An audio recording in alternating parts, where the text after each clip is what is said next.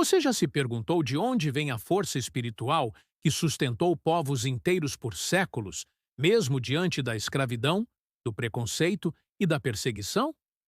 Muitas vezes, quando pensamos em religião, logo lembramos das grandes tradições conhecidas mundialmente: cristianismo, islamismo, budismo. Mas existe um universo fascinante de espiritualidade, que nasceu no continente africano e que moldou culturas, rituais e até mesmo outras religiões espalhadas pelo mundo. Estou falando das religiões africanas, tradições antigas, carregadas de mistério, sabedoria e conexão com a natureza. Essas religiões não são apenas cultos isolados. Elas representam visões de mundo, filosofias de vida e sistemas complexos de crenças que atravessaram os séculos e se mantêm vivas até hoje, mesmo que muitas vezes de forma escondida ou marginalizada. E é aqui que a coisa fica realmente interessante. Apesar de serem riquíssimas em conhecimento e tradição, elas carregam também o peso da discriminação, fruto de séculos de colonização e intolerância. Mas antes de chegarmos a essa parte, vamos viajar juntos e mergulhar nos principais sistemas religiosos africanos, entender suas origens, suas práticas, seus deuses e seus mistérios.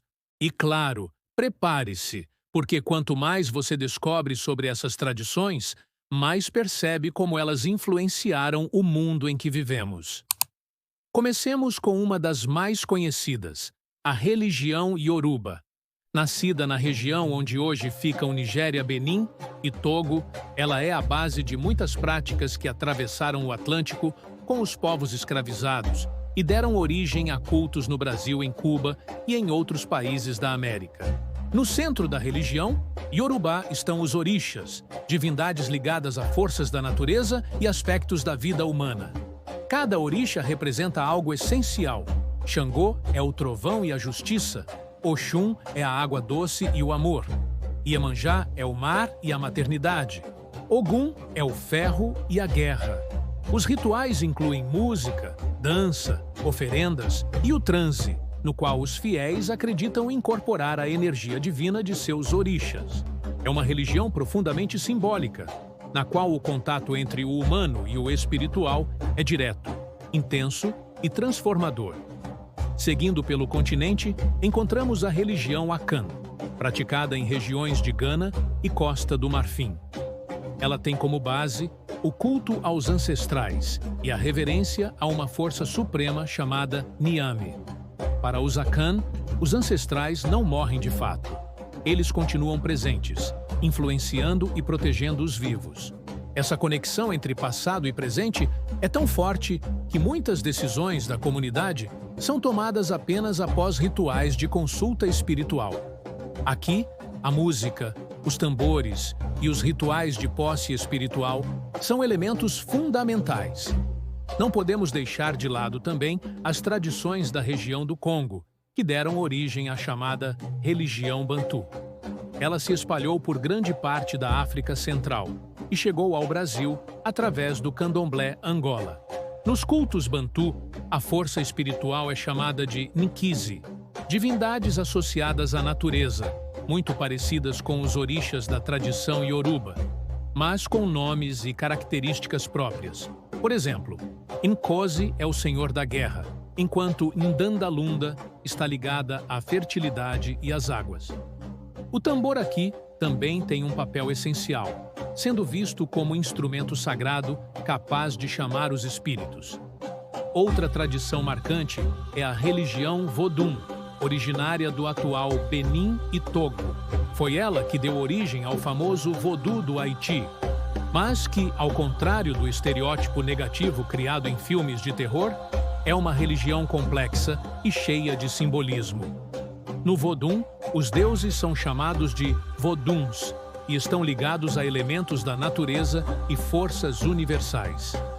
Os rituais incluem danças intensas, cânticos e a invocação dos espíritos. O transe também é uma parte fundamental, visto como um momento de conexão direta entre os fiéis e o divino. No sul da África, encontramos crenças ligadas ao povo Zulu e a outros grupos da região. A religiosidade tradicional Zulu é baseada no culto a um ser supremo chamado Unkulunkulu, além da forte reverência aos ancestrais. O contato com os antepassados é considerado essencial para a harmonia da comunidade. Os rituais incluem sacrifícios, danças guerreiras e cerimônias coletivas que reafirmam os laços sociais e espirituais.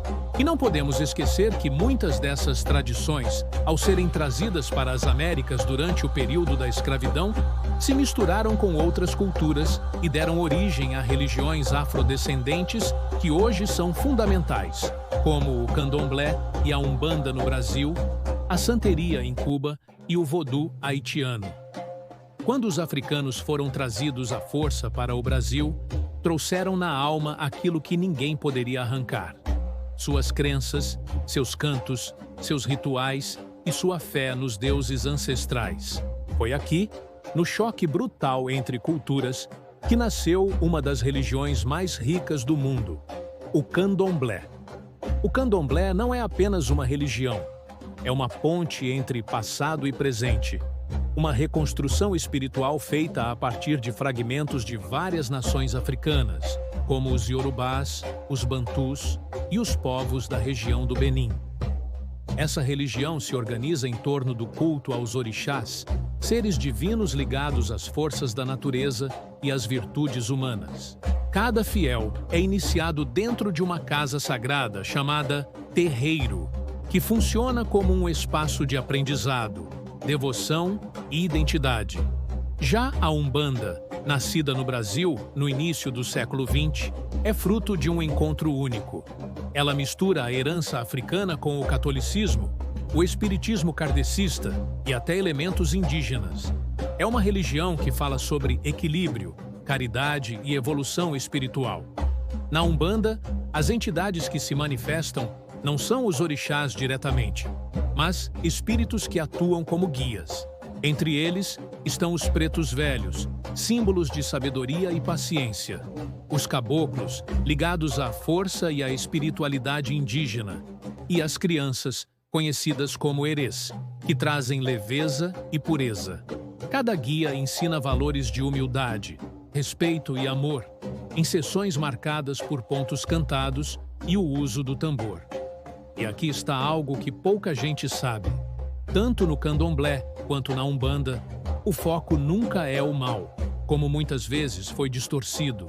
Pelo contrário, trata-se de buscar equilíbrio, saúde, prosperidade e conexão com forças que transcendem o mundo físico. Agora, pare e pense. Quantas vezes você já viu essas religiões retratadas de forma equivocada?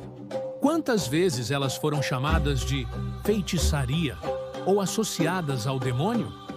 Isso é fruto direto da colonização e do racismo estrutural, que tentaram apagar a força das tradições africanas e colocá-las como algo proibido ou vergonhoso. Mas a verdade é que o candomblé e a umbanda são patrimônios culturais e espirituais, parte fundamental da identidade brasileira. Sem eles, nossa música, nossa dança e até nossa forma de celebrar a vida seriam muito diferentes. E é por isso que, mais do que nunca, precisamos falar sobre essas religiões. Precisamos dar voz, respeito e visibilidade, porque compreender o candomblé e a umbanda não é apenas aprender sobre religião.